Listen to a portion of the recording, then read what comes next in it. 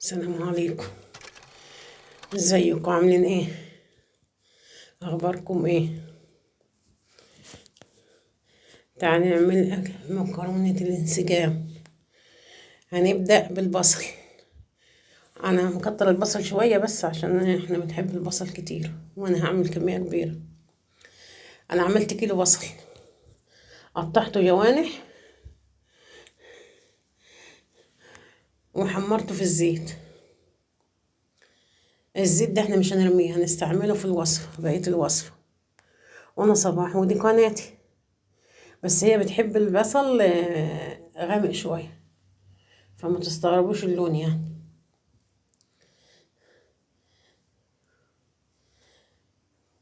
لما طلع استوى، انا طلعته على الصينية، على المصفى، بس عشان يصفي زيت، بس انا ماليش فيه زيت خالص يعني. وحطيته انا قسمته على مرتين، يعني حطيت المرة التانية معاكم.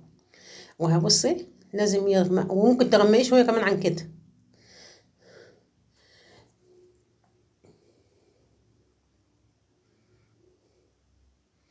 وحطيت معلقتين سكر، مش مليانين، معلقتين من معلقة الأكل بس، ممسحة يعني مش عورمة، في نفس الزيت. ما حطيتش زيت تاني جديد ولا نقصته منه، هو زي ما هو كده.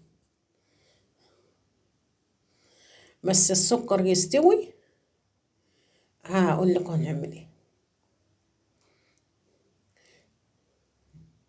اهو كده الزيت السكر اتكمل في الزيت اهو، بقى لونه بني اهو، بني فاتح. معلقة توم مليانة، توم مليانة معرمة يعني حلوة. حطيتها على الكرمل وعلى في نفس الزيت برضه.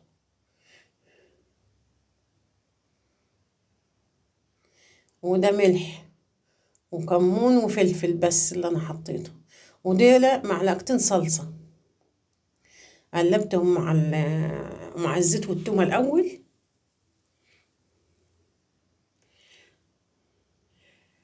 البصل انا كنت حاطه عليه ملح في الاول، فعشان كده ما حطيتش ملح كتير. وده كيلو قوطه، انا ضربته في الخلاط وصفيته متصفي من التفل والبذر.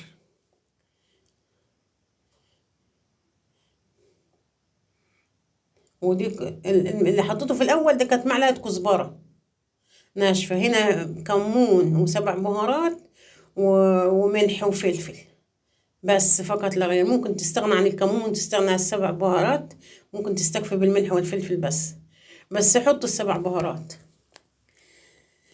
ودي مية المكرونة غلت، حطيت لها شوية زيت وشوية ملح.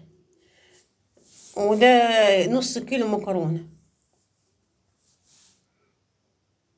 نص كيلو موزون على الميزان كمان، يعني كيس وحطيت عليه شوية.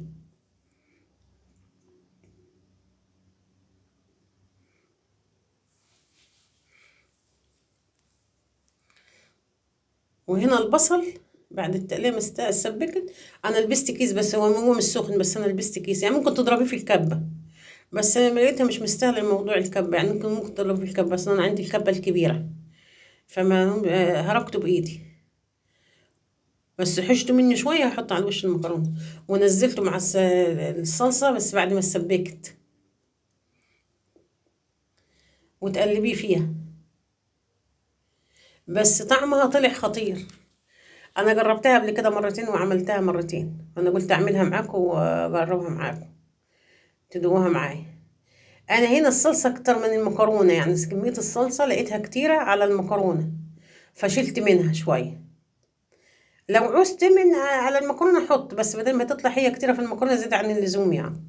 فشلت شوية لأن الكيلو القوطة كان كتير، وأنا حطيت المكرونة هنا معاكم أهو. حتى شلت شوية مكرونة بس هرجعهم تاني. أنا المكرونة سويتها 3/4 سوا، ما سويتهاش سوا كامل عشان هي لسه هتتقلب في الصلصة، عشان ما تعجنش منك.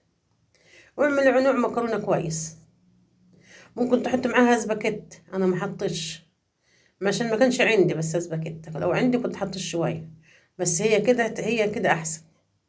طلعت تحفة وطلعت جميلة جدا وطعمها خرافة. بص اللون الغامق ده.